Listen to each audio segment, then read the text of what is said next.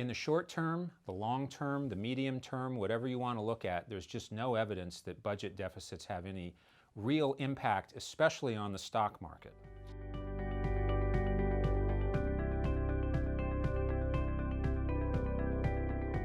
Hi everyone, I've got some common questions here often asked by our clients, and I'm here to answer them for you, at least the best that I can. First one, I've heard before deficits don't matter as long as the U.S. can make the debt service payments. But is it different now due to the debt service amounting to a larger portion of federal spending? Take the second part first. The answer is no, it's not different.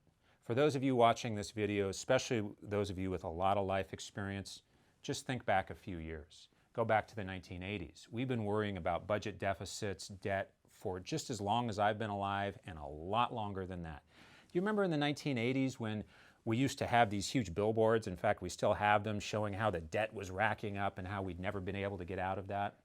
Well, things do ebb and flow, and our worries over the deficit today are not a lot different than they were then. In fact, if you were to measure interest payments or interest coverage as a percentage of tax receipts or GDP for the United States, it's about the same today as it was in the 80s and the 90s.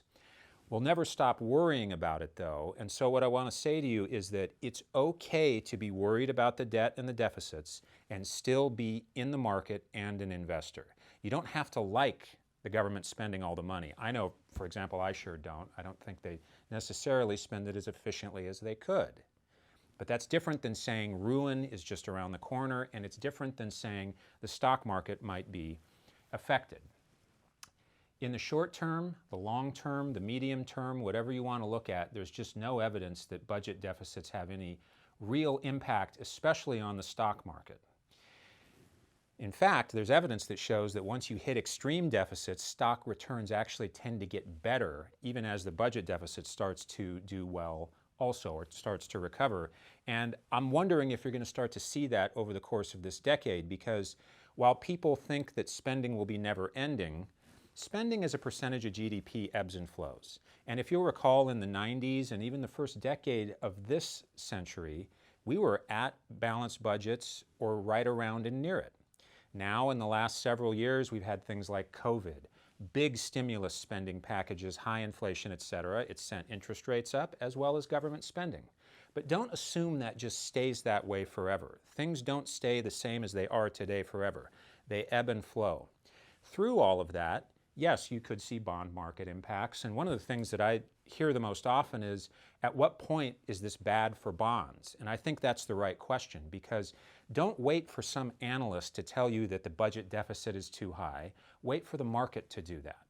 Going back about 10, now 15 years almost, to the European sovereign debt crisis, the so-called pigs crisis as they called it, those were examples of relatively smaller nations that were in fact starting to bump up against debt levels that the market wasn't comfortable with. In other words, the market starts to tell you via higher interest rates, especially at the long end, about what might be dangerous and what not. When you look at the United States today, all of its interest rates, but especially the ones that are set at the market portion, are benign and well within historical normal levels. What that's telling you is that, yes, we do have a lot of debt. 37 trillion, I guess, at the last count, is a lot of debt. But remember that the U.S. economy is also around 29 trillion, 1 year of the U.S. economy. So yes, we do have stacking up debt. We also have the largest, most diverse economy with the most breadth by far of any other nation, which means that our ability to hold that debt is going to be stronger, much stronger, in fact, than most people can really fathom. So you don't have to love it, but what you have to realize is that the U.S. can, in fact, take on as much debt as it has. It's done it several times in the past, and that these things also ebb and flow. It's not going to stay the same as it is forever. In the meantime, it's good to be a hawk and watch those politicians as close as you can in terms of how they spend money. But in terms of the stock market, deficits just don't do what people think they'll do. Next, what do you think about dividends for providing cash flow? Nothing wrong with it at all. I just wouldn't make it a strategy. And this is the part that I see so often with investors, a classic mistake in investing, which is that thinking that having dividends or having dividends in your portfolio is a strategy. It's not. Getting dividends is a tactic, not a strategy. What you want to do rather is move up one level It's not where you get the returns from, dividends, price return, something else. It's about the total return. What you want to know first and foremost is, how do I get my total return to be optimized or maximized for whatever it is I'm trying to do, what my goals are? In the case of stocks especially, that's a mix of price return and dividends. It's not one or the other, and it doesn't have to be. There are times, of course, when growth stocks, which don't tend to spend any on dividends, instead they reinvest their earnings, do much better than dividend-paying stocks. And then there are times when companies that are more mature, who aren't doing as much investing, who do pay out money to their investors in the form of dividends, also do well. But no one category does so well for all time. They rotate leadership. That's why you want to focus on total return. In terms of the tactic of dividends, if you need to raise income, sure, that's a great thing, but be thoughtful about it. Remember that dividends are mostly treated as ordinary income and have tax implications. There are other strategies, other ways to raise income for yourself that may not be so dependent on something like dividends. For example, if you have your stock portfolio, a few positions at a loss, you can sell those, take the tax credit, pull that forward as a loss, and then get your income that way. And in fact, on an after-tax basis, that might be much more efficient than simply going after dividend stocks. Finally, I know that especially lately there have been some research papers floating around in my industry saying that dividend stocks have been shown to be better than other kinds of stocks for all time. And I just want to tell you how wrong that is. It's just nonsense. As I said before, leadership changes through time. To simply go after a type of asset because of the way it pays out is the wrong type of strategy. It's not a strategy, it's a tactic. Instead, think in terms of total return, think holistically about how you're getting returns, and then from there, optimize based on your tax needs and otherwise. Number 3, are tax cuts like those in the One Big Beautiful Bill Act beneficial for companies and stocks? To a certain extent, yes. But you know, the One Big Beautiful Bill hasn't really been that much different than a lot of other first bills that presidents do. Taxes are changed a little bit, but that's classic for all presidents. They tweak them up or tweak them down a little bit as they do. Same thing with spending and other types of programs. But the simple fact is, this bill is really not big enough to change the economy in a very meaningful way. There will be some industries impacted positively and negatively. That's always the case. You have to look at the details. But in terms of the whole economy, the One Big Beautiful Bill lowers taxes a little, it changes spending a little. Most of that won't be computed so well into the economy. And by the way, it takes 5-10 years for this entire plan to be enacted, and by then we'll probably have even made more budget changes. In fact, I'm pretty sure we will. Importantly, though, for the investor, bills like this simply don't change the trajectory of the stock market. Look at the tax changes from this bill and then compare them to tax changes through time. There's a long history of looking at tax changes and the stock market. It tends to be counterintuitive to what people expect. Tax cuts do not necessarily lead to a better stock market, and tax raises do not necessarily lead to a worse stock market. Why? Well, the stock market is not just dealing in the what, it's also dealing in the future. It's discounting what it already knows and then looking forward.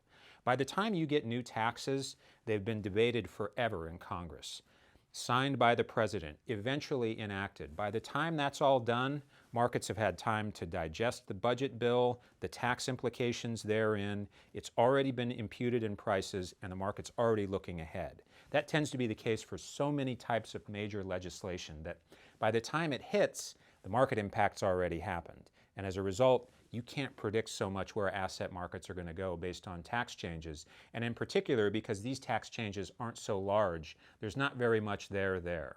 I would say that the stock market continues on the trajectory it's been, regardless of this bill one way or the other. Why should investors consider investing in stocks when bond yields are higher than inflation? Implicit in this question is the notion that all you're trying to do is beat inflation, which is for most investors simply not true. And even if you were trying to beat inflation, is it really the best thing to just own a huge amount of bonds just because their yields have come a little higher?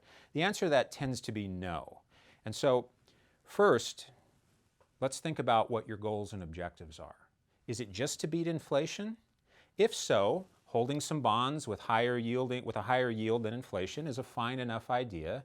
But remember, you're going to have a bond strategy that stays above inflation over time. It could go higher. It could go higher than those yields.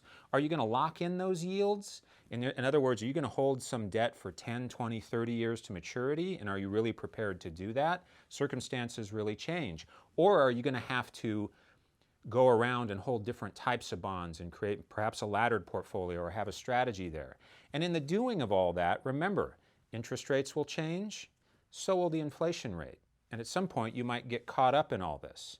What I would do instead of all of that is take a look at the stock market. It's interesting to me that people think bonds are a safer way to get away from inflation because that's never been true. Stock market's a safer way to ballast yourself against inflation, much safer than the bond market. Just think of it this way. Through time, and history bears this out, in periods of high inflation, the stock market tends to impute that inflation rate plus the gains in earnings. So on a nominal basis, you're seeing the price actually include the inflation as the markets go up. Stocks historically have been one of the best ballasts against inflation. Now compare that to bonds. When inflation goes up, interest rates tend to go up. And what does that mean? The bond prices tend to go down. Is that a great ballast against inflation? Well, it can be okay, but I don't think that's necessarily what people have in mind. What they're really looking for is to protect themselves from inflation, and then most investors I know, of course, are trying to get a little growth out of their investments as well. Nothing is better than the stock market for fighting inflation in that way. Next, why does the stock market react to small central bank moves? 0.25% seems insignificant. Well, I couldn't agree more. But I would say that I don't think the stock market moves that much on Federal Reserve or Feds of any kind, central banks of any kind. It's true that on usually the day of the announcement of a cut or a hike that you have the markets move, that's true. But if you just look 48 hours later, the effect on the markets of the new interest rate is nearly zero. In fact, for a medium to long-term investor simply looking at the stock market, you can see virtually no effect of the Fed on stock returns over time. It's negligible. Anyway, as you think about the Fed, I've always felt that people put way too much attention on this anyway. The question says it right. Is a quarter-point change really matter that much? Not necessarily, but investors are thinking of where it's headed next, and maybe there are more cuts or hikes from there, and that can be a relevant thing to think through. But instead, think of it this way. The Fed never really leads anything, does it? Inflation goes up, and then the Fed raises interest rates. Inflation goes down, and then the Fed lowers the interest rates. In fact, as I'm taping this, they still haven't even done that yet. So they're not leaders, they're followers. And the idea that the market then is going to see the Fed as a leading indicator to me has always been a bit contrary and something I've never really truly understood. For the medium to long-term investor, for the disciplined investor who's trying to own a share of some of the best companies in the world and get the long-term benefits from that via compounding earnings, the Fed matters, but only a little bit and only in the ultra short term. For cycles, maybe goosing up the economy a little bit, maybe not. Of course, there are ways in which interest rates matter so much for the economy. People do adapt to new interest rates. Just look at the mortgage and housing market, which are materially different, less vibrant today than they were in the era of near zero interest rates. So these things do matter, but in terms of your investments in the markets, you are just as well to go out and play a round of golf and ignore that stuff and ask yourself 1 week later after the announcements, did anything even really change?